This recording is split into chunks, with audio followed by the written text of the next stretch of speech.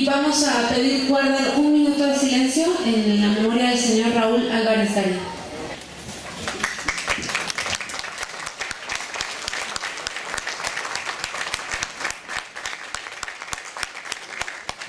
Buenos días a todos y a todas. Nuevamente vamos a dar inicio por este segundo día de la presentación de los casos de esta audiencia por el derecho a la vida contra la violencia y el terrorismo de Estado. Antes de iniciar con los casos, las autoridades comunales van a hacer entrega de la documentación que ayer les solicitaron los jueces para complementar su caso de Santa Fe de la Laguna. Buenos días, antes que nada a todos. Buenos días. Estamos entregando una copia de lo que es el plano definitivo, marcando los puntos expropiados por el gobierno del Estado, lo que es la Secretaría de Comunicación y Transporte, donde se pensaba construir la planta piscícola. Estamos señalando también los asentamientos irregulares que están invadiendo a nuestros terrenos por personas ajenas a nuestra comunidad. También estamos marcando el punto donde Conagua da concesión a ciertas personas particulares de Quiroga y pues por derecho nos corresponde a nosotros. Eso es en la orilla del lago de Pátzcuaro. Entonces nos corresponde esa parte y aquí hago entrega también de dichas concesiones. Aparentemente pues está legal para ellos, pero para nosotros no, porque eso nos corresponde a nosotros y es precisamente lo que nosotros peleamos. También entregamos un documento que hicimos un encaminamiento con la comunidad de Sinsunzan, Michoacán, que es también comunidad indígena, que tiene poco que se les entregó su carpeta básica. No cuentan hasta el momento con su plano definitivo. Acabamos de estar con el comisariado de ese lugar y todavía no cuentan con ello, pero tenemos un encaminamiento donde estamos hablando de que somos vecinos. Entonces, por lo tanto, las personas que tienen esa concesión no tienen cabida en ese lugar, no tienen por qué estar pidiendo esa concesión. Es por ello que peleamos esa parte. Gracias. Muchas gracias. Vamos a comenzar con el primer caso, que es de Gabriela Hernández, es por prisión por motivos políticos. Hola, buenos días a todos. Respetable tribunal representados por los asistentes a esta cita que hoy nos reúnen. Gracias por brindarme este espacio. Me llamo Gabriela Hernández Arriola, tengo 48 años, soy madre de 2 hijos, que por cierto, uno de ellos hoy se fue a Estados Unidos buscando una mejor educación, una mejor vida, que yo no le conseguí dar aquí, pero voy a seguir luchando. No estuve el día que se fue, pero espero estar el día que regrese. Vengo de un matrimonio donde sufrí violencia familiar, por ello estoy separada de mi esposo. Actualmente soy empleada doméstica, fui mesera y empleada en una imprenta. Actualmente soy víctima de acoso por parte de las autoridades del gobierno del Distrito Federal, encabezado por el licenciado Miguel Ángel Macera Espinosa, jefe del gobierno del Distrito Federal. Pertenezco al Comité en Defensa de Presos Políticos y de Conciencia. Me inicio en la lucha social el día 2 de julio en una manifestación en contra de los resultados oficiales de la elección presidencial del 2012. Esto lo decido al ver en la casilla de mi colonia los actos de corrupción y compra de votos. Tras participar en diversas manifestaciones a partir del 2012, se acentúa la persecución hacia mí. Tras participar en las diversas manifestaciones a partir del 2012, por la nueva forma de gobierno, el 1 de diciembre del mismo año, donde se realizaron todo tipo de violaciones a los derechos humanos, es esta fecha donde inicia la escalada de represión, no solo en el Distrito Federal, sino en todo el país, convirtiéndose en una forma de gobernar. Pues el encarcelamiento sin pruebas es lo que ha prevalecido en este último tiempo y aún tenemos 2 personas que están están en proceso, que se llaman Osvaldo Arge y Brian Reyes, que aún se encuentran en proceso, no son libres. Yo me solidarizo con grupos campesinos, animalistas, sindicales y anarquistas. Me convertí en un objetivo del gobierno de izquierda del DF. Asimismo, fui criminalizada en los medios de información. Es por esto que soy detenida el día 10 de junio del año 2013 por el Cuerpo de Granaderos y Policías del Distrito Federal.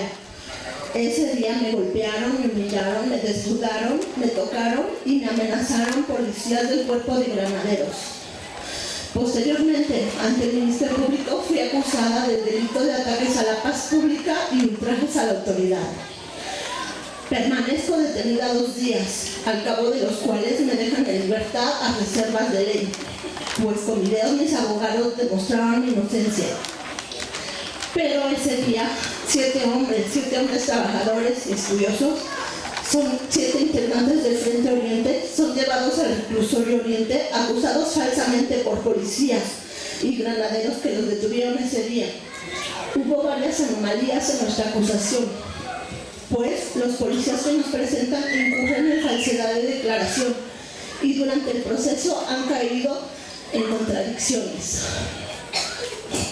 Los procesados de Frente Oriente salieron en libertad bajo caución, muy alta por cierto. Cobraron 175,000 pesos por cada uno de ellos para que pudieran salir en libertad para su proceso. Fueron sentenciados injustamente a 4 años, 4 meses de prisión. Ellos deciden apelar esta sentencia y los magistrados resuelven reponerle su proceso. Esto demuestra que hubo violaciones en su proceso y están en manos nuevamente del juez que los sentenció injustamente. He participado en marchas en contra de las reformas estructurales y en solidaridad con quienes han sido afectados por estas, así como en marchas conmemorativas. El día 2 de octubre acudí a la marcha conmemorativa de la masacre de Tlatelolco de 1968. Veo enfrentamientos entre granaderos y manifestantes. Veo que muchos chicos son detenidos por policías vestidos de civil y recibimos agresión por parte de los granaderos al lanzarnos balas de goma y gases lacrimógenos. Al terminar la marcha, me entero que hay varios detenidos y nos dirigimos a la Agencia 50 del Ministerio Público para informarnos en dónde estaban los detenidos. Se niegan a darnos información y somos sacados violentamente de esta agencia, afuera. Varios somos golpeados por el grupo de granaderos y decidimos retirarnos por seguridad propia. Del 2 de octubre hubo 100 detenidos. Muchos de ellos fueron al reclusorio, 2 de ellos aún están presos del 2 de octubre en el reclusorio norte y uno está en Tepepan, de estas detenciones arbitrarias del 2 de octubre. Ese día, el 2 de octubre, yo solo fui a pedir información. Hay videos donde se mostró que todo el tiempo estuve sentada y yo soy detenida el día 29 de octubre. El 2 de octubre me fui a mi casa. El día 29 de octubre acompañé a un amigo mío a una audiencia porque él también estaba en proceso y al salir de la audiencia de los chicos de Frente Oriente y de mi amigo, soy detenida por policías de investigación, quienes me dicen que tengo una orden de aprehensión, la cual nunca me muestran, y ese día soy llevada directamente al reclusorio de Santa Marta, en donde permanecí durante 6 meses, acusada del delito de ultrajes a la autoridad. Es un delito no grave y por el cual la juez Marcela Ángeles Arrieta me negó la libertad bajo fianza, diciendo que soy de alta peligrosidad social por mi asiduidad a las marchas. Me sentencia a 1 año, 3 meses de prisión o a pagar 19,800 de multa. Esta sentencia fue después de 6 meses de estar presa. Yo decido apelar esta sentencia sabiendo que eso implicaba estar por lo menos otros 2 meses más en prisión en lo que se resolvía la apelación. Mi abogado les pide a los magistrados la libertad bajo caución, ellos me la otorgan. Y ahorita en este momento los magistrados que resolvieron la apelación también ven que hay violaciones en mi proceso y me regresan a manos de la juez que me sentenció injustamente y que me tuvo presa. Ahorita estoy nuevamente en proceso. Posiblemente el día lunes me dicte una nueva sentencia. La verdad no creo que me absuelva como debería de ser con las pruebas que le he presentado, pero yo volveré a apelar y si en la apelación me vuelven a sentenciar iré a instancias internacionales. No, tengo que demostrar mi inocencia porque no hice lo que ellos dicen. Yo no creo en la justicia.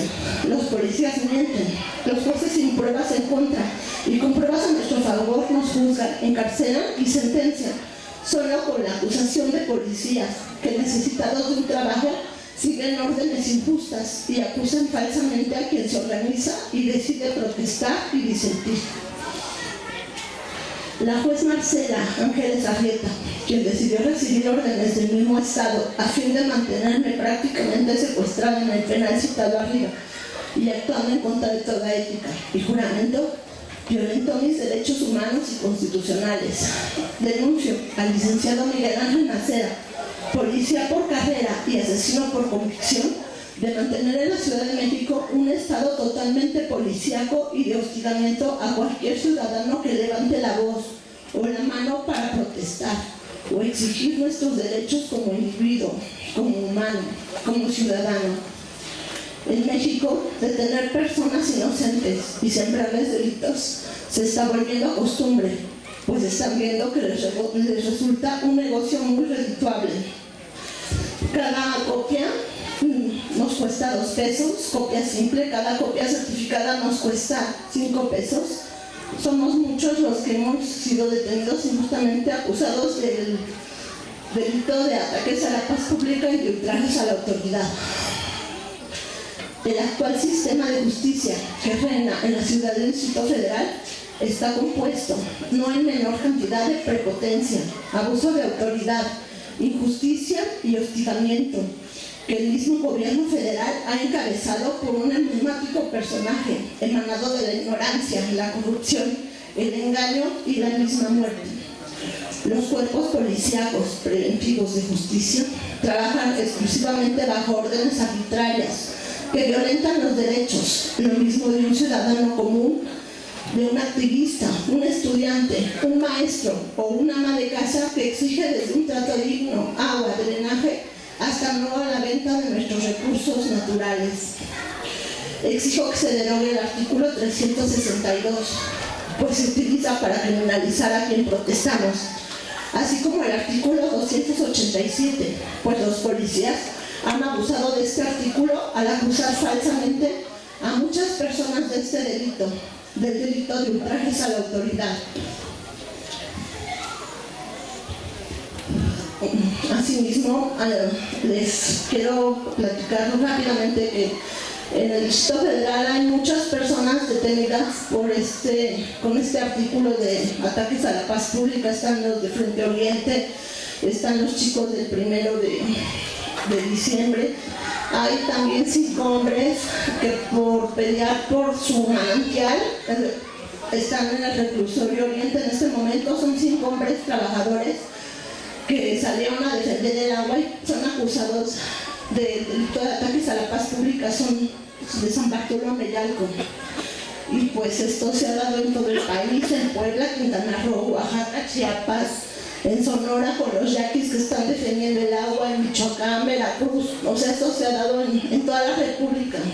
Tenemos que exigir la libertad de los presos y que tenemos que defender nuestros recursos. Por eso les hago un llamado a que nos unamos.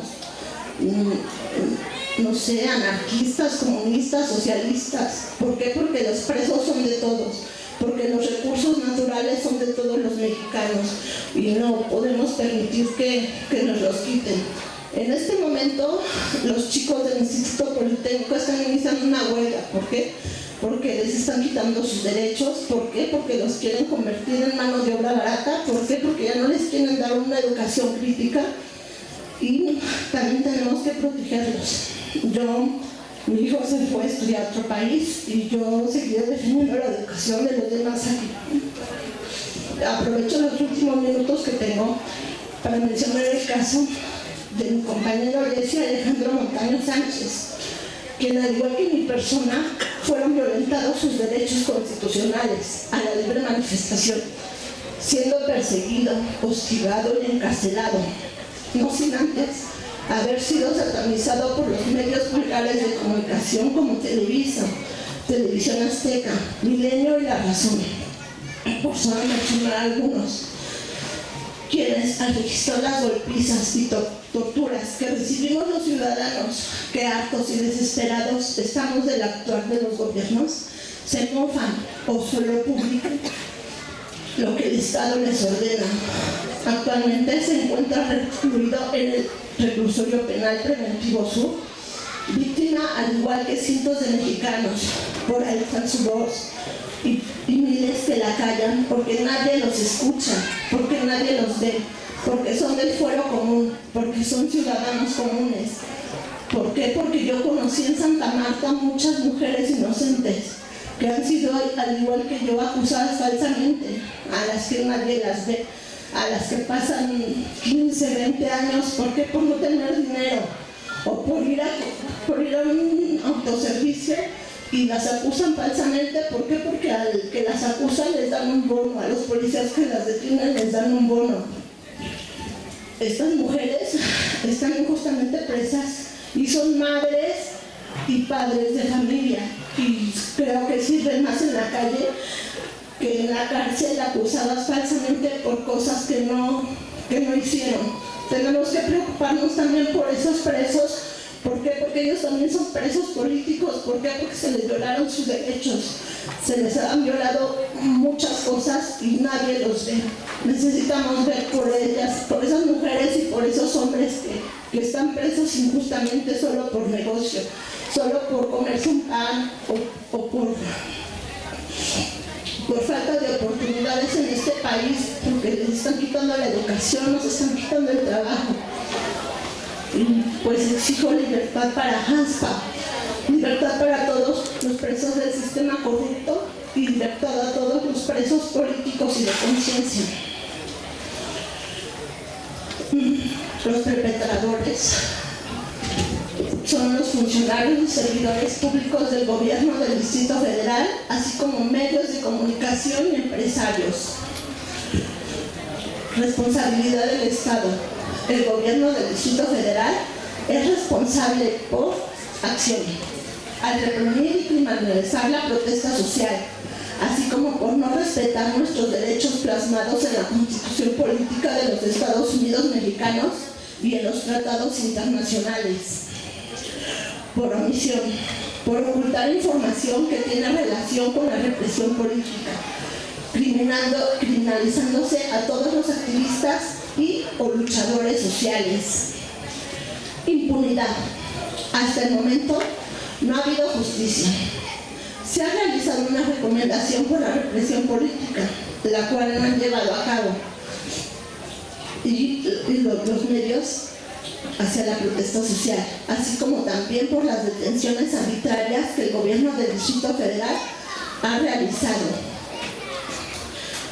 Pedimos que se derogue el artículo 362 y 297 del Código del Distrito Federal, que se retire el protocolo de seguridad para el control de multitudes y que se realice un acto público en el que las autoridades del gobierno del Distrito Federal se comprometan a dejar de reprimir y criminalizar a los ciudadanos por ejercer sus derechos por medio de la protesta social, y que con ello se ofrezcan garantías de no repetición.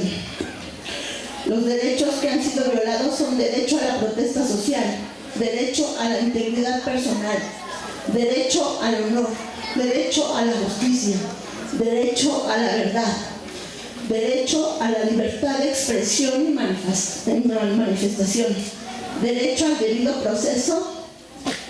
Y esto es lo que pedimos, y creo que es justo. ¿Por qué? Porque nosotros tenemos la razón, no tenemos por qué ser acusados falsamente. Espero volver a verlos y y que estas personas que no han podido venir aquí, que yo trato de ser su voz, estén libres. Buenos días a todas y todos en este segundo día. Y con la triste noticia de uno de los últimos conductores consecuentes, porque no todos lo han sido, del movimiento 2 de octubre. El 2 de octubre no se olvida.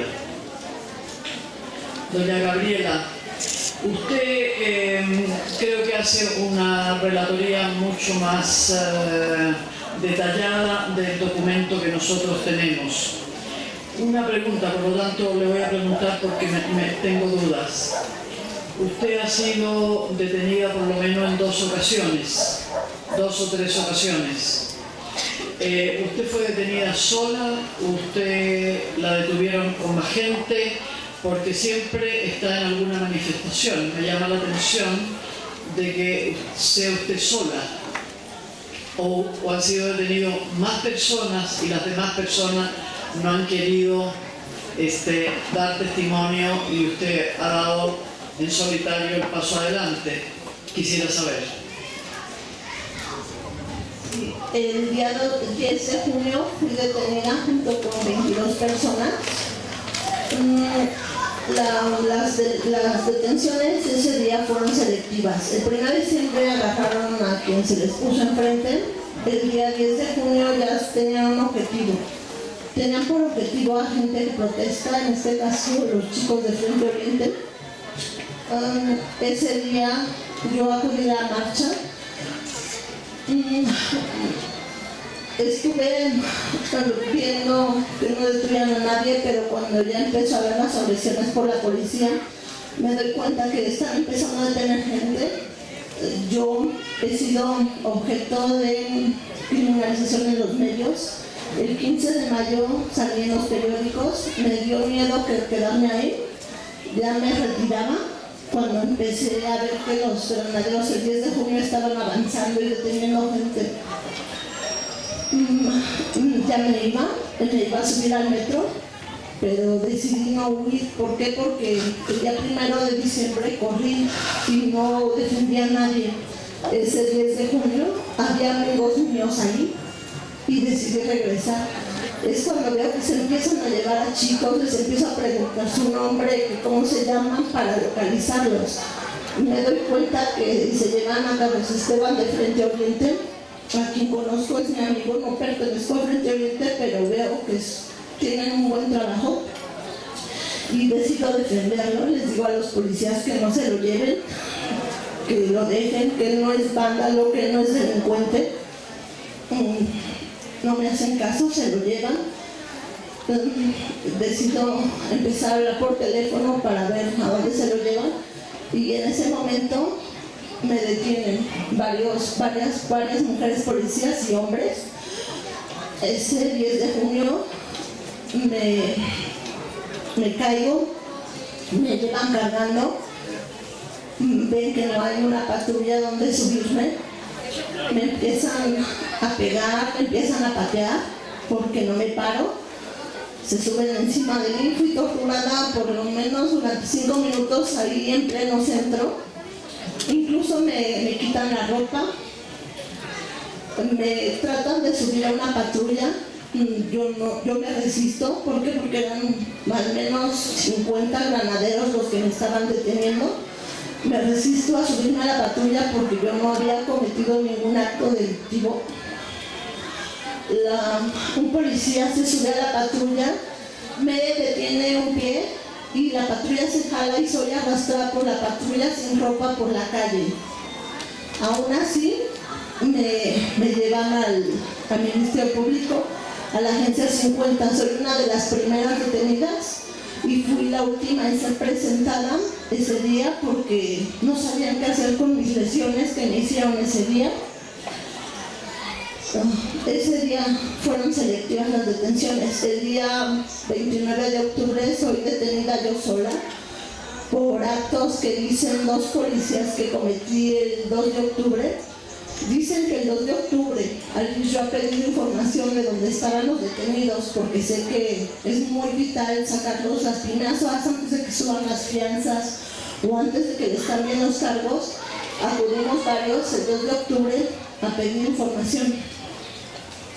Y yo el 30 de octubre me entero que 2 policías me acusan que el 2 de octubre por la noche llegué yo con 60 personas al búnker, que es la agencia 50, donde tendrían que haberlos trasladado a todos los detenidos por ser la más cercana. Dicen que llegué con 60 personas a agredirlos, a mentarles la madre 40 minutos, a aventarles piedras, palos y botellas 40 minutos.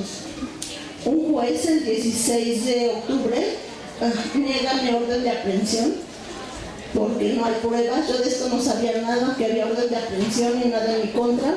Me entero hasta que ya estoy en Santa Marta. Los policías mienten, dicen que yo iba vestida de un color que no era, ellos dicen que iba vestida de rosa o fuchsia, yo iba vestida de lila, y es lo que digo, o sea, como los policías son daltónicos y los jueces son ciegos. ¿Por qué? Porque yo he presentado muchos videos en donde se me ve sentada el 2 de octubre esperando información. Ni siquiera la estaba pidiendo, lo único que yo estaba era estar sentada porque estaba cansada de la marcha y estaba esperando información. Sí fui detenida sola el día 29 de octubre por el delito de ultrajes a la autoridad. Quisiera primero que nada reconocer el rol que usted y como muchas mujeres en el marco de los actos represivos que hemos estado viviendo a partir de la entrada de Mancera y de Enrique Peña Nieto al poder, las mujeres han jugado un rol importante en la búsqueda de los detenidos y en asegurar, como usted dice, que en las primeras horas se pueda resolver el caso antes de su agravamiento. Y quisiera agradecerle también que en su expediente hace usted referencia a muchas de las agresiones que las mujeres en el marco de actos represivos y estando recluidas enfrentan. Y no solo usted, sino también otras compañeras, ¿no?, con quien usted estuvo en las distintas manifestaciones que narra. Entonces creo que eso da un contexto importante del caso. Es muy clara la estigmatización y la criminalización en su contra, me parece a mí. Quisiera preguntarle si a partir de esa experiencia, de todas las agresiones contra las mujeres que usted va percibiendo y que usted misma vivió en su detención, y el hecho que nos narra ahora de venir también de una experiencia de violencia intrafamiliar, de ser jefa de familia, es decir, de condiciones de discriminación de género, desde su experiencia, ¿cree usted que resulte más difícil para las mujeres ejercer el derecho a la protesta? ¿Usted ha visto que las compañeras en las distintas manifestaciones, en los distintos movimientos, enfrentan obstáculos particulares para poder manifestarse con libertad? Esa es mi pregunta. Sí he visto que sufren trabas para poder manifestarse, principalmente por parte de sus esposos. ¿Por qué? Porque tienen que hacer de comer, tienen que hacer muchas cosas. Después conozco a muchas amigas que quieren defender o han defendido, pero se han retirado precisamente porque esto les ocasiona problemas con su pareja. ¿Por qué? Porque ellas tratan de salir a defender los derechos, pero sus parejas no las dejan. Y veo que no está bien que si estamos en contra de un sistema represor, nos dejemos manejar por un esposo represor que no nos deja salir a defender nuestros derechos. Ese es el primer obstáculo que yo he visto. Después los policías nos acosan. En la marcha del 1 de septiembre un granadero me dijo: a ti te estoy siguiendo, perra, y cosas así. Sí veo mucha dificultad porque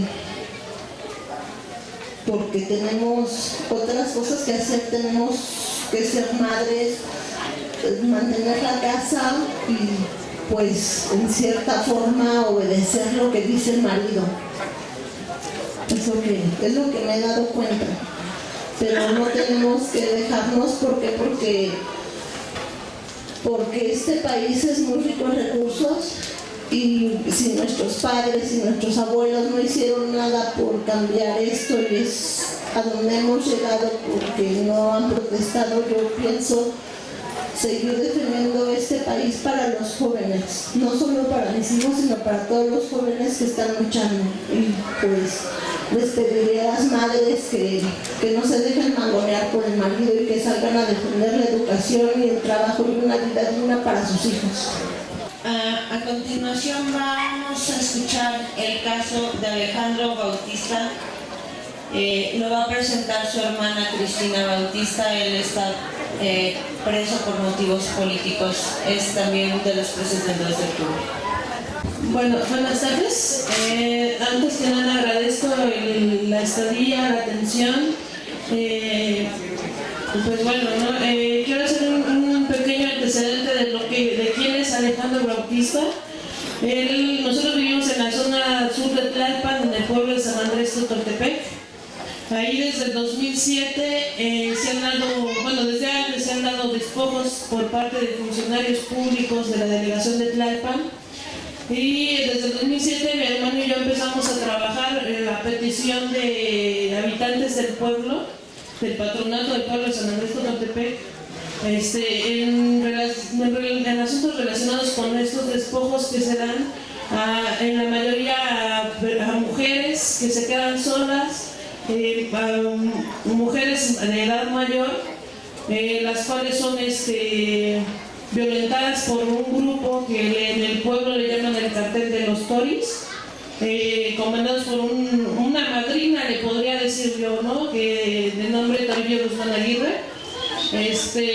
Entonces veníamos haciendo el trabajo y a lo mejor yo en el escritorio y él es el que se iba a presentar denuncias. En este tiempo del 2007 al 2013 me fue necesario denunciar hasta el mismo Mancera cuando estaba de Procurador General de Justicia, a Marcelo Ebrard y entre otras autoridades. Esto nada más como antecedentes. Él es actor, él es comediante, tiene 44 años y pues bueno, voy a dar paso a leer su asunto, ¿no? Derivado de la política de Estado instaurada por el gobierno del Distrito Federal desde el 1 de diciembre de 2012, por la cual se ha llevado a cabo una campaña de criminalización y judicialización en contra de la protesta social, el día 2 de octubre de 2013 se llevó a cabo un operativo policíaco y gubernamental denominado 2 de octubre, que incurrió en prácticas de hostigamiento y agresión contra la manifestación conmemorativa a la masacre de Tlatelolco. Durante el transcurso de la misma, José Alejandro Bautista Peña, quien se dedicaba a documentar el evento, fue agredido físicamente y sometido aproximadamente de 5 a 7 individuos vestidos de civil, quienes portaban radios de comunicación y objetos aptos para agredir, entre los que destacaban los balcones tactorretráctiles, con los que fue golpeado. Acto seguido es literalmente arrastrado entre jalones de cabello, patadas, aproximadamente 120 metros, y entregado a los elementos policíacos de la Secretaría de Seguridad Pública, con los que se observa plena colaboración.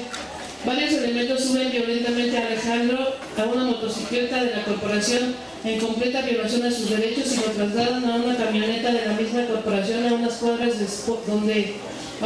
más adelante, donde es esposado y detenido, para posteriormente ser trasladado a la agencia del Ministerio Público. Ahí es ilegalmente privado de su libertad y víctima de posteriores violaciones a sus derechos humanos constitucionales, que desembocarán en que sea ilegalmente consignado y recluido en el reclusorio preventivo Barovil Norte. En la relatoría de Alejandro, las voy a mencionar, dice: acudo a la marcha el 2 de octubre, llego tarde, por lo que me bajo en Metro Hidalgo para encontrarla. Son aproximadamente las 4:30 de la tarde. Traté de ubicarme para grabar el video, hice algunas tomas a piso, hasta que encontré una base de un anuncio o un poste y me subí. Grabé unos 20 minutos, pasaron varios contingentes, consignas y marcas. Comenzaron a verse enfrentamientos a la altura de Bellas Artes. Hice un zoom, creo varios. Decidí acercarme al lugar sin apagar la cámara. En el parque entre Hidalgo y Bellas Artes, el cual se encontraba cerrado con una valla metálica, y granaderos, comenzaron a abrirse los granaderos por agresiones de jóvenes. Se formó un grupo de granaderos, estos empezaron a aventar piedras. Salieron algunos jóvenes heridos. Yo continuaba filmando. Los granaderos marchan en forma transversal a la calle, y los jóvenes se dispersan y dejan de frente a los granaderos, a los reporteros y otros medios. Los granaderos continúan aventando piedras y palos. Intentan detener a algunos jóvenes, mientras avanzan a una distancia de 3 metros frente a los medios. Las pedradas de los granaderos golpean a un camarógrafo que queda tirado sin reaccionar. Los jóvenes lo sacan a rastras. Otro camarógrafo es golpeado y también lo retiran. Soy golpeado por un granadero con una piedra en la pierna. Después me golpean con otra en el hombro. Arrastrándome trato de resguardarme en la estructura de un parabús. Comienzan a aventar gas lacrimógeno. Sin poder ver ni respirar bien, me retiro. Choco con una bicicleta. Abro los ojos para ubicarme. Continúo caminando a tientas. Una persona me acerca un refresco y me mojo la cara. Continúo caminando y no ubico bien el lugar. Veo otro contingente de granaderos. Los jóvenes divididos empiezan a confrontarse con ellos. Apago mi cámara, pues ya no puedo seguir grabando. Mojo un paliacate con el líquido que la persona me acercó. Lo coloco en mi boca para poder respirar. Creo que me encuentro en Bucareli y Reforma. Camino por el camellón. Cuando de reojo veo una persona que me toma por el cuello y entre otros me golpean. Me llevan hacia el frente de granaderos. De ahí salen más, me continúan golpeando, paso el cerco, me siguen golpeando, los que se cruzan en el camino me patean, me jalan el cabello y soy golpeado con sus toletes. Me suben a una moto, me llevan a una patrulla, me quitan la cámara, tratan de borrar los videos, me suben a la patrulla y me devuelven la cámara y me dejan ir. Una cuadra o un poco más me alcanza la misma mujer policía en la motocicleta y me dice que me detenga. Le habla a unos policías que se encuentran por ahí, les pide que borren los videos de nuevo. Me regresan a la patrulla y ya no me devuelven la cámara. Dicen que se quedará como prueba de ahí y de ahí me llevan al Ministerio Público. Tratan de tomarme fotos, me niego. Una licenciada del Ministerio Público me ingresa a su oficina, tiene lentes y es algo fornido. Me dice, ya te pusimos tus madrazos, ¿quieres que ya te ponga la madre? Déjate tomar las fotos.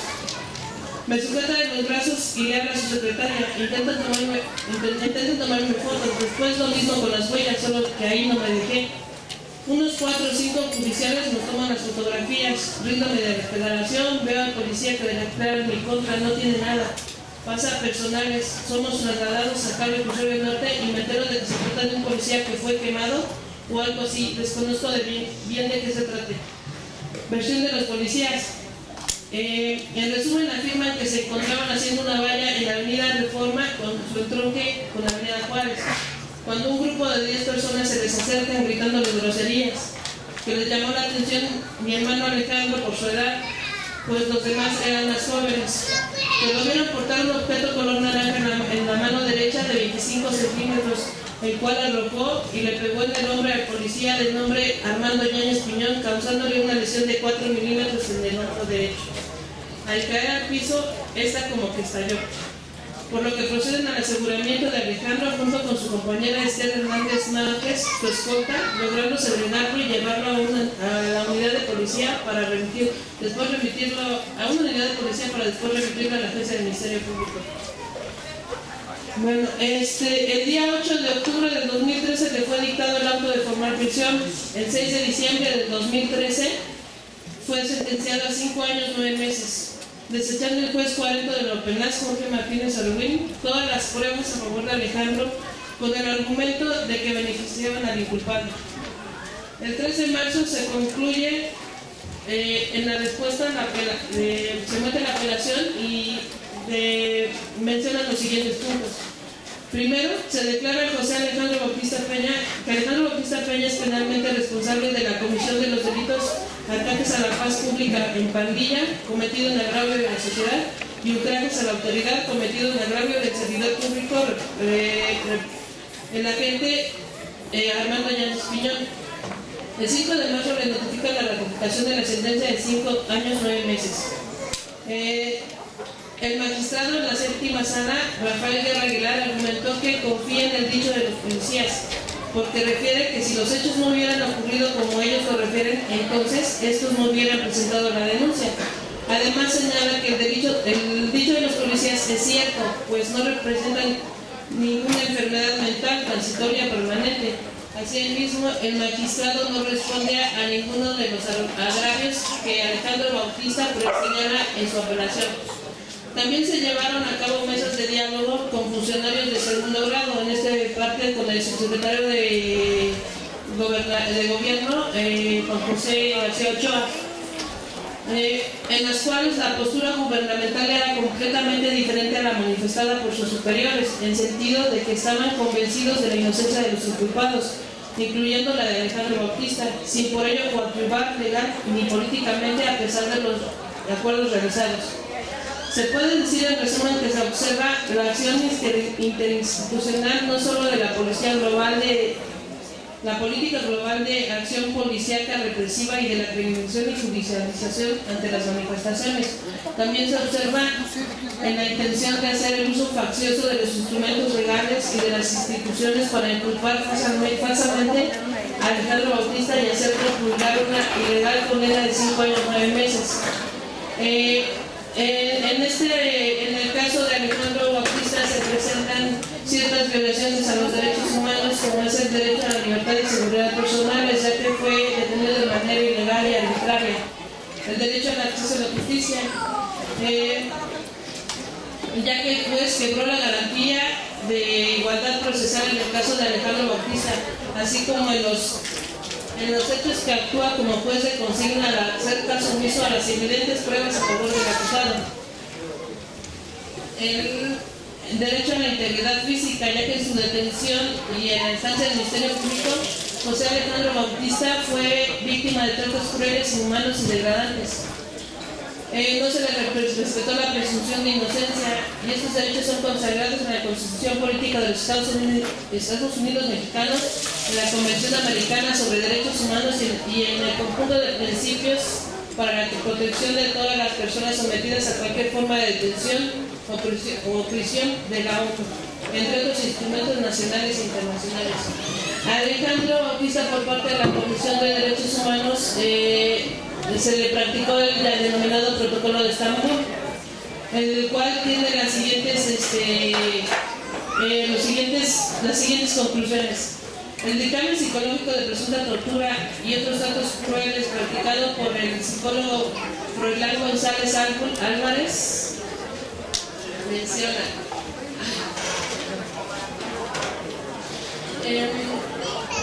El examinado presenta dos respuestas a situaciones traumáticas que dan incertidumbre al momento de su detención y presunto maltrato.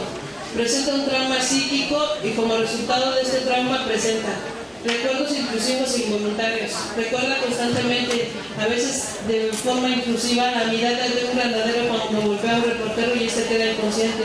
Angustia psicológica ante los hechos que le recuerdan el suceso.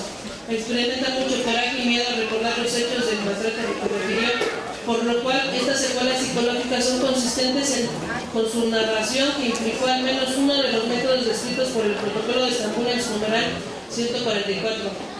Esta conclusión refiere que las secuelas psicológicas sí corresponden psicológicamente a lo que se esperaría encontrar a una persona que, como él, haya sido objeto del maltrato narrado. Subjetivamente, por el examinado, los hechos de maltrato referido han hecho una huella o marca indeleble en su psique, en su mente y en su vida quedarán de forma indeleble. Sin embargo, no ha desarrollado un trastorno psicológico. Ha desarrollado respuestas de reexperimentación del trauma, lo cual es característico en estos casos. Las respuestas a situaciones traumáticas documentadas son testimonio de la vivencia narrada y esta como marca indeleble en su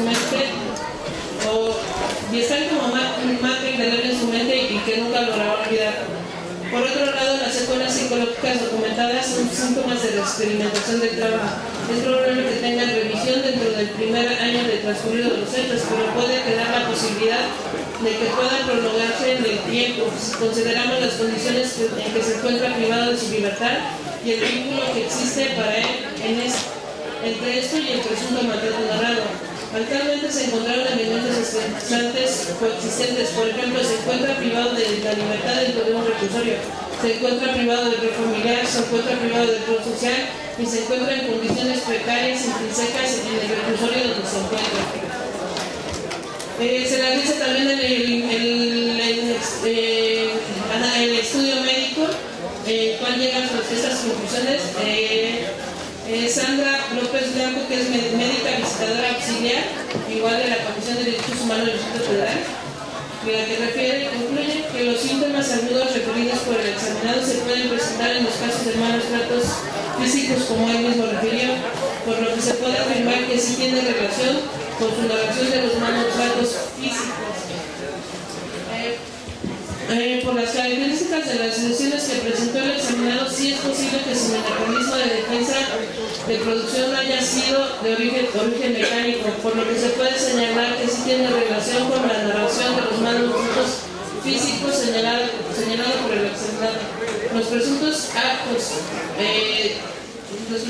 de malos tratos físicos narrados por José Alejandro Bautista Peña me hacen inferir que sí sufrió dolores físicos. El cuadro clínico que presentó Alejandro, el examinado que está documentado en el presente informe, sí sugiere que José Alejandro Bautista Peña fue sometido a uno de los métodos establecidos en su numeral 144 del Protocolo de Estambul. En este caso, en modalidad de traumatismos causados por objetos contundentes.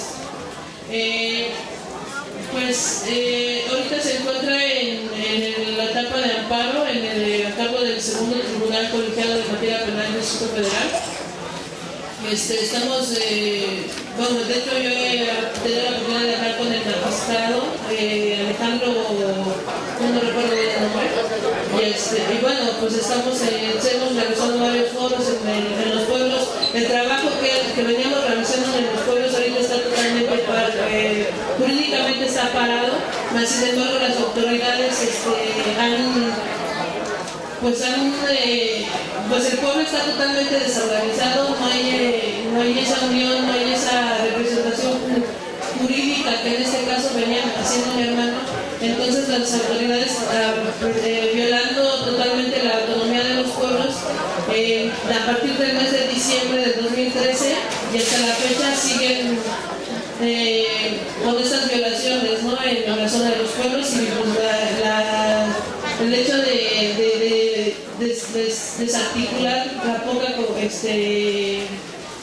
no sé cómo llamarlo, la poca organización que se tiene, pues sí se ha visto casos a partir de que mi hermano está detenido, de bastante represión en el pueblo. Pues eso yo creo que es todo lo que podría decir con relación a mi hermano.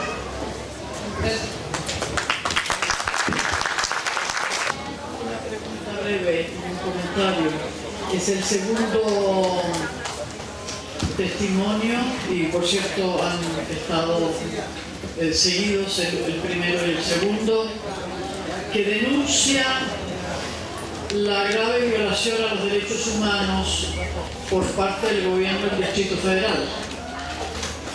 Es decir, eso tiene un peso distinto y una particularidad que creo que los jueces no deberíamos dejar pasar.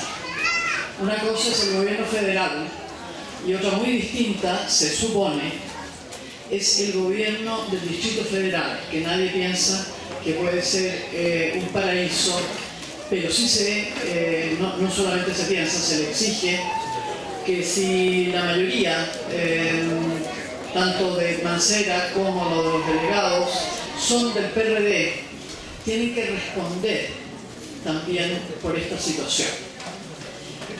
Sí pido a la mesa y le pido al presidente que lo tomemos en cuenta como primera cosa. 2. Ustedes son de la delegación de Tlalpan, es decir, pertenecen esa es una pregunta. Ustedes se han dirigido a la delegada de Tlalpan, han hecho alguna petición que interceda frente a esta delegación, frente al gobierno de la Ciudad de México, pidiendo por este atropello.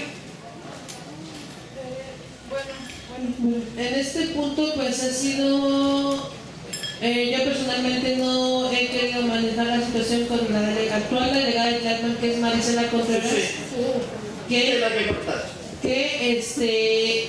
de hecho la última denuncia que instauró mi hermano en el mes de marzo fue contra ella.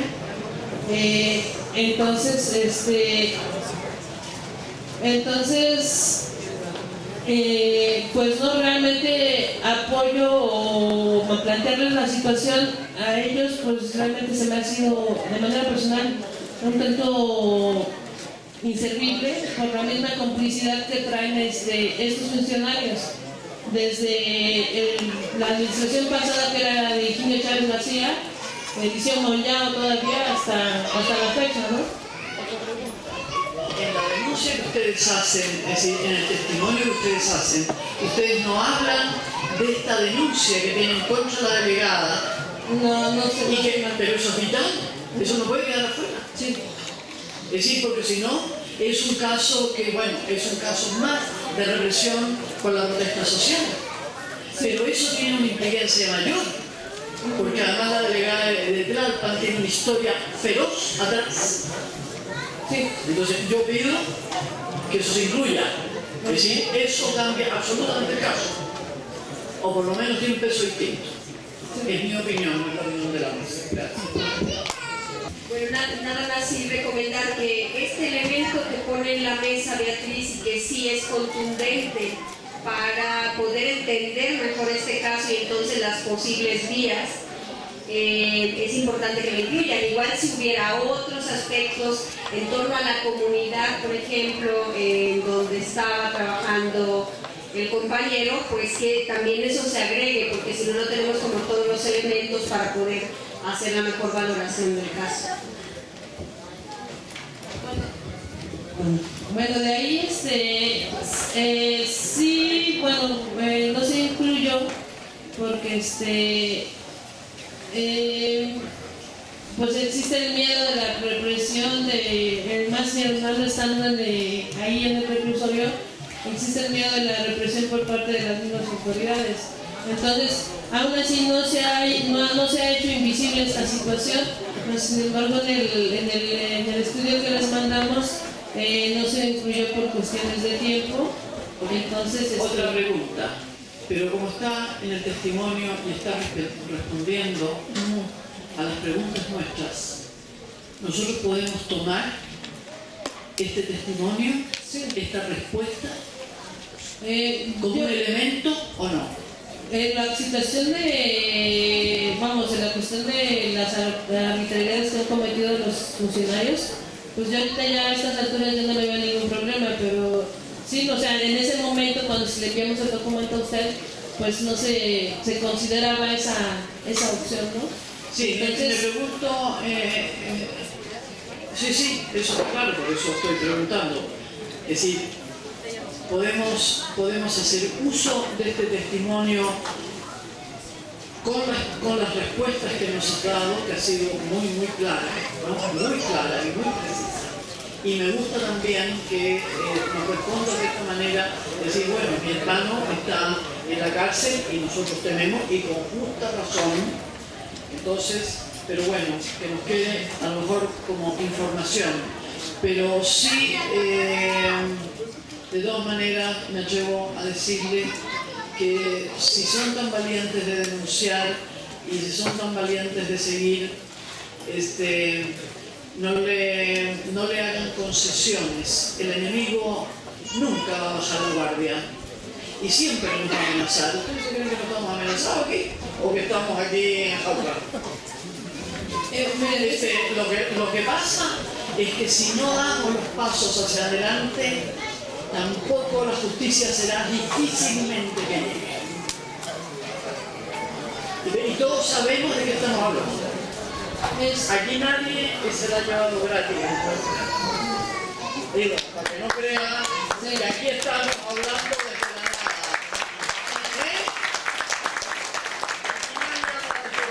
Hablamos de talento y muy talento. Ok, pero en ese punto yo no tengo ningún inconveniente en proporcionar hasta pruebas de todo lo que... Ajá, ok. Sí, no hay ningún inconveniente. Sí, no hay ningún inconveniente. A continuación vamos a tener el caso de Edmundo Reyes Amaya y Gabriel Alberto Cruz Sánchez. Es un caso de desaparición forzada. En este caso lo va a presentar la hija de Edmundo Reyes Amaya, Nadine Reyes Maldonado, y el abogado que lleva el caso, Sandino Rivera.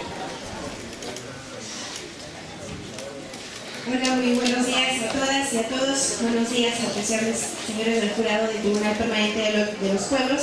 Antes que nada, un agradecimiento a la comunidad también de Santa Fe y La Laguna y a todos los que hicieron posible el estar en este día hoy aquí. Estamos muy contentos de estar en esta comunidad tan bonita.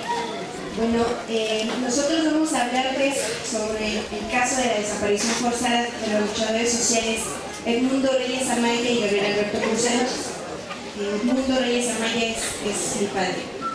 Antes que nada, para que se entienda un poco sobre quiénes eran ellos, me permití hacer como unos dos párrafos sobre quiénes son ellos. Edmundo y Gabriel son originarios del estado de Oaxaca, localidad ubicada al sur de nuestro país. Ambos pertenecían al Partido Democrático Popular Revolucionario, Ejército Popular Revolucionario, grupo insurgente existente en México desde hace más de 40 años y que lucha por la vía armada para lograr la transformación social del país. Ambos realizaban actividades de formación política y concientización en diferentes sectores populares, así como en el interior de su organización. Enseñaban a leer y escribir a niños, jóvenes, adultos excluidos del sistema escolarizado, con la finalidad de construir una conciencia de clase, contribuir al progreso colectivo y transformar al ser humano y con ello lograr la transformación social. Tanto Edmundo como Gabriel mantuvieron en la clandestinidad su actividad política en esta organización. Sus familiares, nosotros nos enteramos de esta situación de su militancia política al momento en que el grupo denunció su desaparición. Con los años hemos podido conocer algo de su militancia política gracias a la información que el mismo grupo del Ejército Popular ha hecho pública. Ahora hablaré un poco del contexto en el que se dio la desaparición de nuestros familiares. La desaparición de Edmundo y Gabriel se da en un momento en el que en el país se vivía una situación de violencia alarmante provocada por la salida de los cuerpos militares a las calles, bajo el argumento del combate a la delincuencia organizada, la cual trajo consigo el incremento de las violaciones a los derechos humanos en contra del pueblo en general y la persecución y represión por motivos políticos que se desarrollaba en diferentes localidades del país en contra de defensores de derechos humanos y luchadores sociales. Así, en el estado de Oaxaca se vivió en el año 2006 un proceso de represión y criminalización en contra del pueblo, defensores de derechos humanos y activistas sociales, quienes fueron fuertemente reprimidos por parte del gobierno local, representado en ese momento por el gobernador Ulises Ruiz Ortiz y en el gobierno federal por Vicente Fox, al ser señalados como responsables de realizar una serie de movilizaciones y protestas que se originaron con la denominada Asamblea Popular de los Pueblos de Oaxaca, la APO, movimiento que surgió de la solidaridad del pueblo oaxaqueño con el magisterio que exigía mejoras laborales y que fue reprimido por parte de cuerpos policíacos el 14 de junio del 2006. Este movimiento, que mantuvo el magisterio junto con la solidaridad del pueblo, duró cerca de 6 meses, en los cuales tuvieron el control de la ciudad, hechos que el gobierno no toleró y terminó en noviembre del 2006 con una fuerte represión, con más de 500 personas detenidas, 26 personas asesinadas y un número de desaparecidos que no se tiene el dato preciso. Derivado de estos acontecimientos, 6 meses después, en mayo del 2007, son desaparecidos nuestros familiares. Una de las hipótesis que nosotros tenemos es que al ser considerado el Ejército Popular Revolucionario como un actor participante en la Asamblea Popular de los Pueblos de Oaxaca, fue que se dio esta persecución en contra de nuestros familiares. Los hechos. Edmundo Reyes Amaya y Gabriel Alberto Cruz Sánchez fueron desaparecidos entre el 24 y 25 de mayo del 2007 en la ciudad de Oaxaca. En diversos medios de comunicación nacional y local se expresó que los agraviados habían sido detenidos en un operativo conjunto entre las fuerzas del orden municipal y estatal. La entonces Agencia Federal de Investigación, hoy Policía Federal Ministerial. La entonces Policía Federal Preventiva, hoy Policía Federal, el Ejército y la Armada de México. Dicho operativo se realizó en las cercanías de un hotel denominado El Árbol, que se encuentra ubicado en la calzada Madero, en el centro histórico de la ciudad de Oaxaca, bajo el gobierno de Ulises Ruiz Ortiz y del presidente Felipe Calderón Hinojosa. Conjuntamente, por información vertida mediante comunicados públicos hechos por el PDPR-PR, notas periodísticas de medios locales y nacionales y las investigaciones realizadas por la Comisión Nacional de Derechos Humanos, que derivó en la Recomendación 07/2009, se ha podido establecer como un hecho sólido de la detención y posterior desaparición de Edmundo Reyes Amaya y Gabriel Alberto Cruz Sánchez en el operativo policíaco militar. Información como la vertida por el analista Carlos Ramírez, que escribe en La Jornada, escribió en su momento en La Jornada, se destaca, entre comillas cito, se filtró en ciertos círculos policiales de Oaxaca que el día 25 se encontraban en las mazmorras de la Procuraduría oaxaqueña detenidos en muy malas condiciones 2 miembros del EPR. La entrada y salida de médicos fue un indicador del estado de gravedad de los detenidos. Ese mismo día, ambos fueron sacados de las mazmorras en camillas y transportados a la Ciudad de México, presumiblemente al campo militar número 1, dada la presencia en ese momento de miembros del ejército. Dicha hipótesis ha sido una de las seguidas dentro de las averiguaciones de la averiguación previa PGR/CEIDO/Hueita/047 del 2008, iniciada con motivo de la desaparición forzada de ambos luchadores sociales, dentro de la cual un testigo protegido con nombre clave Luna, que era agente de la entonces Policía Ministerial del Estado de Oaxaca, declaró que había estado de guardia en la Procuraduría del Estado, por lo que se percató que llevaron a 2 personas muy golpeadas a los separos de dicha institución, siendo este quien registró en el libro correspondiente los nombres de ambos detenidos y recuerda que el nombre de uno de ellos coincidía con el de Reyes Amaya. Aunado a lo anterior, en agosto del 2007, 2 personas que se identificaron como militares y que acudieron a las oficinas de la organización social Izquierda Democrática Popular le informaron a Pablo Torres Hernández que los 2 eperristas desaparecidos se encontraban vivos y recluidos en el campo militar número 1, en separos presuntamente adjuntos a la puerta número 1. Destacamos esta información ya que el gobierno se ha negado a investigar durante todo este tiempo la participación del ejército en la detención y posterior desaparición de nuestros familiares. Derivado de estos hechos y gracias a los trabajos de investigación y trabajo de campo que realizó la Comisión de Mediación, una comisión que se creó exprofesa a petición del Ejército Popular Revolucionario para mediar entre el gobierno federal y para poder dar con la localización de nuestros familiares, gracias a los trabajos se pudo lograr el 13 de febrero del 2009 una recomendación por parte de la Comisión Nacional de Derechos Humanos, la cual fue dirigida a los 3 niveles de gobierno, al que era el entonces secretario de Gobernación, en representación del gobierno federal, al entonces gobernador del estado de Oaxaca y el presidente municipal del estado.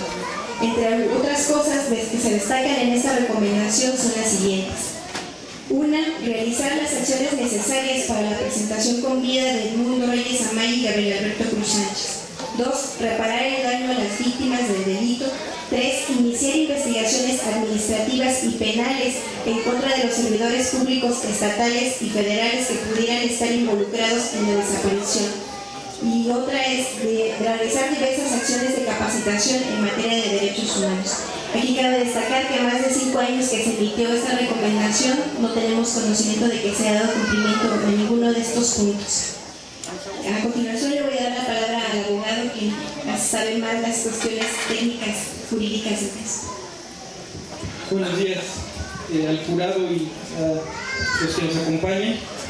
Mi nombre es Santino Rivero, soy el abogado representante legal de las víctimas de estos hechos de violaciones graves de derechos humanos.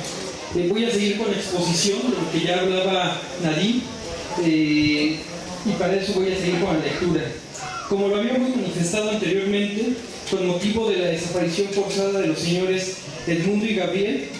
Actualmente se encuentra abierta una averiguación previa en la PGR, en concreto en la CEIDO, que es la subprocuraduría que se encarga de investigar los delitos de delincuencia organizada. Esta averiguación previa se inició en el año 2008. Sin embargo, durante todo este tiempo nos hemos percatado que las autoridades encargadas de la investigación no han utilizado todos los medios necesarios para realizar con prontitud aquellas actuaciones y averiguaciones esenciales y oportunas para esclarecer la suerte de las víctimas e identificar a los responsables de su desaparición forzada, ni han agotado todas las líneas de investigación que se desprenden del contexto en que se dieron los hechos y la condición política y social de las personas en contra de quienes se cometió el hecho. A lo largo del indagatorio ubicamos diversas actuaciones que tienen como prioridad sobre todo investigar al EPR, al ejército, a la guerrilla, pero no investigar las líneas que ellos tienen como posibles hipótesis sobre la desaparición. Es un indagatorio que tiene aproximadamente 32 tomos, pero en su mayoría se ha enfocado en la investigación a saber quién es el EPR, los nombres de las personas que posiblemente lo componen, más allá de la investigación sobre los hechos de la desaparición de Edmundo y de Gabriel. No obstante, la propia PGR ha reconocido mediante un oficio que envió a un juez de amparo, por un amparo que nosotros acabamos de interponer hace unos meses, que más adelante les diré, en el que está reconociendo oficialmente 4 teorías sobre la desaparición de Edmundo y Gabriel. En la primera dice que los desaparecidos fueron, valga la expresión, desaparecidos el 24 de mayo del 2007 en un hotel denominado El Árbol y entregados al ejército mexicano. La teoría número 2 dice que fueron detenidos por el jefe regional de la Agencia Federal de Investigaciones, hoy Policía Federal Ministerial, que depende de la PGR, en Oaxaca. La teoría número 3 es que fueron detenidos en un vehículo Volkswagen en la carretera México-Puebla por la Policía Federal de Caminos. Y finalmente la teoría número 4 es que fueron detenidos por elementos de la Policía Ministerial del Estado de Oaxaca, pertenecientes a la Fuerza Policial de Alto Rendimiento, bajo el mando de Pedro Hernández, que era un comandante de esta policía, sin ser presentados ante una autoridad ministerial. La participación de los familiares como coadyuvantes y su representación legal ha sido esencial para evitar que el Ministerio Público Federal imponga la hipótesis de que los desaparecidos están muertos. En este sentido, en una diligencia de exhumación en mayo de 2012, que se llevó a cabo luego de que autoridades de la PGR y de la Secretaría de Gobernación reafirmaran tajantemente que existían indicios sólidos para determinar la identificación del cadáver de Edmundo Reyes Amaya, la coadyuvancia y sus representantes condicionaron la práctica de la diligencia de exhumación a que estuvieran presentes y que la llevaran a cabo peritos independientes. En ese sentido, nosotros propusimos al equipo argentino de antropología forense, que son los que llevaron a cabo esta diligencia de exhumación, y efectivamente determinaron que el cuerpo no correspondía al que la PGR y Gobernación decían que estaban seguros que iba a ser el de Edmundo Reyes Amaya. Así, ante la demora e ineficacia de la investigación ministerial que tiene a su cargo la PGR, en septiembre del año 2013, los familiares y los representantes presentamos una demanda de amparo impugnando la desaparición forzada de Edmundo y de Gabriel. Aquí me gustaría hacer un paréntesis.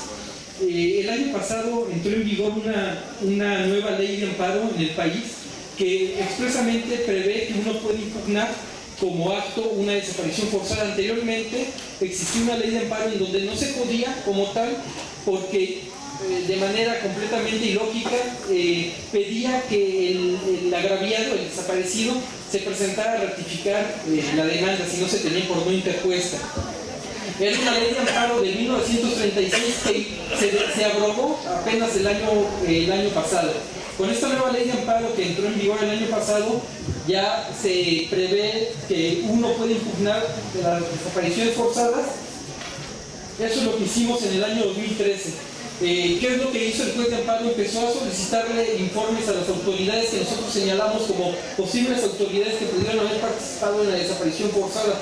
Nosotros señalamos 28 autoridades, principalmente autoridades que el Ministerio Público no ha querido investigar, y son autoridades federales como quienes: el Ejército, Policía Federal, la AFI, el CISEN, que es el Centro de Investigación y Seguridad Nacional aquí en México, y diversas autoridades del gobierno de Oaxaca.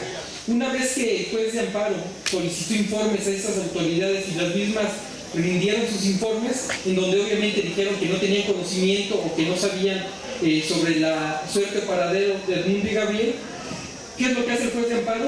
Acude a lo que hacían anteriormente conforme a la anterior ley los otros jueces. Dice, ¿saben qué? Todas las autoridades ya rindieron sus informes, por lo tanto yo voy a suspender el procedimiento, y si en un año no se presentan nuevos datos sobre estos hechos, la voy a tener por no interpuesta la demanda de amparo. Asimismo, en ese entonces el Ministerio Público rindió un oficio, que es el que yo ya les comenté, en donde dice cuáles son las posibles teorías sobre la desaparición de Edmundo y Gabriel, pero de ese oficio no tuvimos conocimiento porque, ¿qué dijo el juez de amparo? Que no podíamos tener acceso ni los familiares ni los representantes, porque podíamos poner en riesgo la investigación. Eso lo dijo un juez de amparo, aun y cuando hay una resolución de la Corte Interamericana de Derechos Humanos, ya muy conocida, del caso Radilla, en donde la Corte Interamericana dice, entre otras cosas, que por el derecho a la verdad y de acceso a la justicia, los familiares y los representantes legales tienen el derecho de conocer el curso de las investigaciones y saber qué es lo que se lleva a cabo. Incluso ha dicho, retomando lo que dijo la Corte Interamericana, la Suprema Corte de Justicia del país, que no puede existir la secrecía en hechos en donde se investigan violaciones graves a derechos humanos, como el caso de las desapariciones forzadas. Pues aún así, un juez de amparo, que es un juez federal, no nos dio acceso a esas copias, por lo cual interpusimos unos recursos, son recursos de queja, así se llaman, y esos recursos se resolvieron el día 17 de junio de este año. ¿Qué es lo que dijo el Tribunal Superior, el que resolvió sobre estos recursos? Lo primero que dijo sobre lo que había manifestado el juez de amparo de suspender la demanda de derechos fundamentales, ordenó 3 diligencias en concreto, muy genéricas, pero que nosotros estamos seguros que esto no se había dado en una demanda de amparo en el país. Para empezar, porque estamos partiendo de una nueva ley de amparo, pero también porque estamos partiendo de una reforma reciente en materia de derechos humanos en el país. Lo que dijo el tribunal que resolvió fue en concreto que se ordene a las autoridades que señalamos como responsables: 1, se trasladen a los lugares de posible detención u ocultamiento, en especial realicen la búsqueda de Edmundo y de Gabriel en las principales instalaciones militares.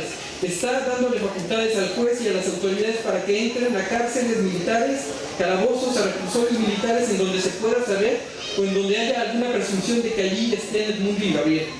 2, se tome comparecencia a los funcionarios de la PGR, a funcionarios estatales o mandos militares que hubieran estado en funciones en mayo de 2007 a fin de que declaren en relación a los hechos. En el mes de mayo de 2007 es cuando desaparecen Edmundo y a Gabriel. Sin embargo, la PGR nunca ha querido investigar ni tomar declaración de mandos militares ni de autoridades federales, como es Policía Federal, como incluso mandos de la AFI también en Oaxaca, por lo cual, mediante esta resolución se está ordenando que lo haga.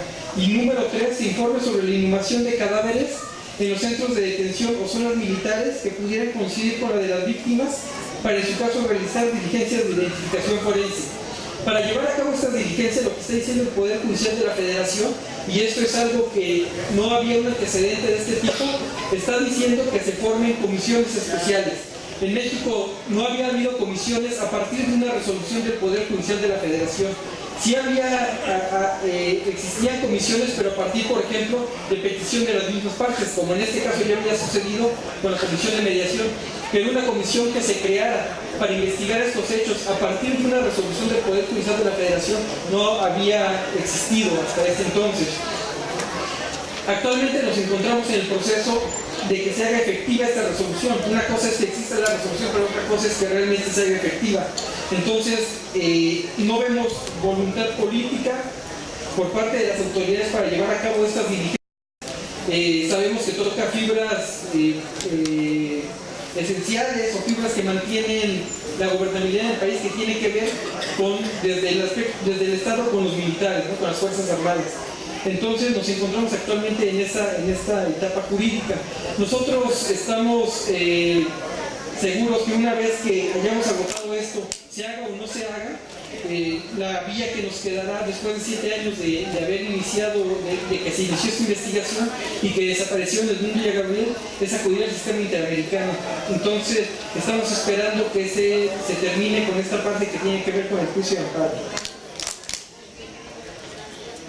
Bueno, ante estos hechos y luego de más de 7 años de impunidad en la que el Estado mexicano no ha realizado las investigaciones pertinentes y efectivas a fin de saber la suerte o el paradero del mundo y de Gabriel, acusamos ante este tribunal que el Estado mexicano es responsable de cometer el crimen de desaparición forzada de personas, con lo cual el Estado ha violado los siguientes derechos fundamentales establecidos en la Constitución Política de los Estados Unidos Mexicanos y en las normas de derechos humanos previstas en tratados internacionales que México ha suscrito. De la Constitución Política, la obligación de garantizar los derechos humanos por parte de las autoridades, el derecho a la protección a la familia, la prohibición de ser privado de la libertad, el derecho de acceso a la justicia, la prohibición de tortura, así como de tratos inhumanos, crueles o degradantes, y la prohibición de la desaparición forzada. Por lo que hace a la Convención Americana sobre Derechos Humanos, la obligación de las autoridades de respetar los derechos humanos, el derecho al reconocimiento de la personalidad jurídica, el derecho a la vida, el derecho a la integridad personal, el derecho a la libertad personal, el derecho a la protección de la familia, la tutela judicial y el derecho al recurso efectivo. Por lo que hace el Pacto Internacional de Derechos Civiles y Políticos, la obligación de las autoridades de respetar los derechos humanos, el derecho al recurso efectivo, el derecho a la vida, el derecho a no ser sometido a torturas ni a penas o tratos crueles, inhumanos o degradantes, el derecho a la libertad y seguridad personal, el respeto a la dignidad de toda persona detenida y ser tratada humanamente, el derecho al reconocimiento de la personalidad jurídica, el derecho a la protección de la familia. Por lo que hace a la Convención Interamericana sobre Desaparición Forzada de Personas y a la Convención Internacional para la Protección de todas las personas contra las desapariciones forzadas, pues el derecho a no ser sometido a una desaparición forzada, el derecho a una investigación de oficio, seria, exhaustiva e imparcial, y el derecho de las víctimas a la verdad, el derecho a la reparación y el derecho a una indemnización rápida, justa y adecuada.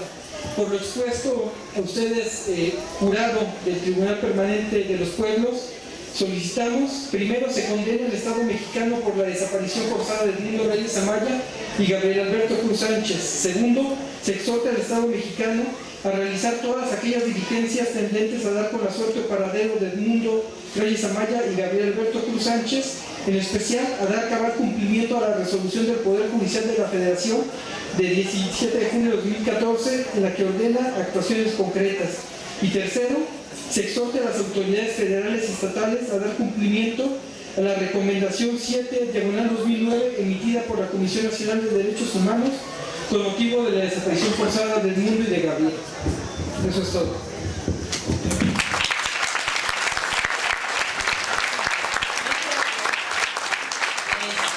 ¿Alguien de los jueces tiene algún cuestionamiento?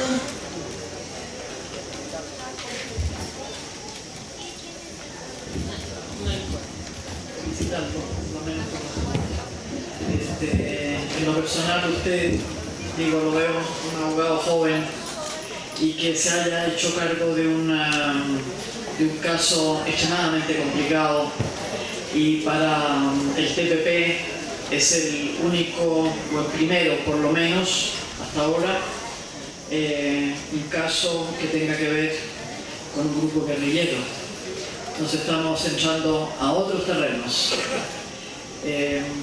Y felicitar a Nadine, que la conozco en este largo camino, y en el largo camino para encontrar a su padre y al compañero, y no solamente por eso, sino que luchar por la vida, formarse como una gran dirigente social y una gran defensora de los derechos humanos. De verdad, reconforta. Es un caso tan triste como otros, pero que reconforta por otro lado, la interesa, la forma y la seriedad. Y quisiera mencionar a un hombre al que le debemos mucho, un ilustre mexicano llamado Pablo Montemayor, que fue el que presidió esa comisión. porque el EPR es en la única persona que confiaba, ni más ni menos. El hombre que más sabía de este país y que más sabía de la resistencia de este país y que más sabía de los movimientos guerrilleros. Quiero decirles que 2 meses antes de morir, lamentablemente hace 3 años ya y medio más o menos, él en una entrevista en televisión con Porfirio Muñoz Ledo, él hablaba de 20 grupos guerrilleros formales en este país. Este tribunal nos va permitiendo conocer otros Méxicos y otras realidades que no tienen nada que ver con lo que nos cuentan o lo que de pronto nosotros nos imaginamos. Nombrar a Carlos Montemayor me emociona, porque es una persona que tuve la suerte de conocer y de ser un hombre de tan bajo perfil, y que me parece que México no reconoce la dimensión intelectual, humana, pero llegó el momento por lo menos de hoy día nombrarlo. Está con nosotros tanto Carlos y como que en él se confió, y junto a Tatic, ¿no es cierto?, que conformaron esa comisión, gente de la que Tatic ha salido el día de ayer en más de alguna oportunidad. Que estos testimonios también nos permiten hacer un recorrido por otro México y nos permiten recordar a gente que sí ha querido y sí quiere este país y quiere un mundo muy distinto, y que tiene la fortaleza, la convicción y la enorme valentía de hacer todo lo que hacen. Muchas felicitaciones, de verdad.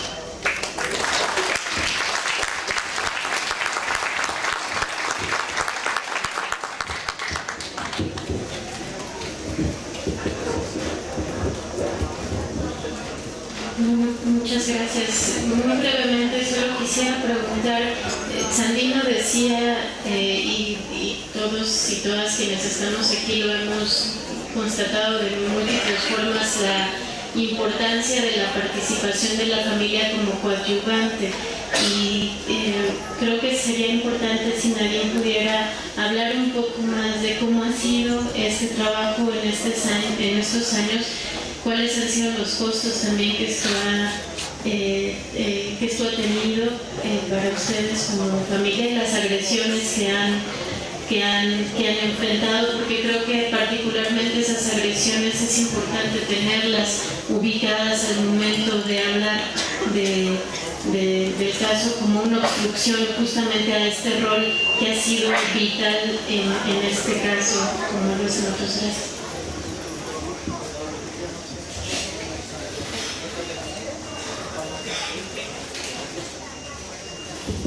Bueno, sí, efectivamente, ante un caso tan terrible como es la desaparición forzada, eso trae consecuencias en la familia, no solamente en lo interior de la propia familia, ¿no?, sino hacia afuera.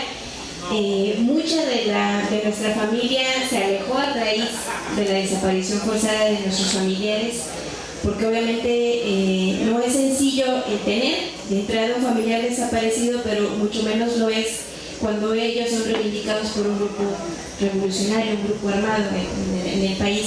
Entonces mucha de la familia se aisló, sufrimos mucha estigmatización también social los primeros años posteriores a la desaparición de nuestros familiares, en donde nadie quería abrazar la exigencia, la demanda de su presentación con vida de ellos dos por ser quienes son, ¿no? Entonces, eso obviamente a nosotros al inicio nos costó mucho trabajo el poder incluso tener la solidaridad de muchas personas en las que creímos que íbamos a confiar, ¿no? En la familia, los amigos, fueron los primeros que se aislaron.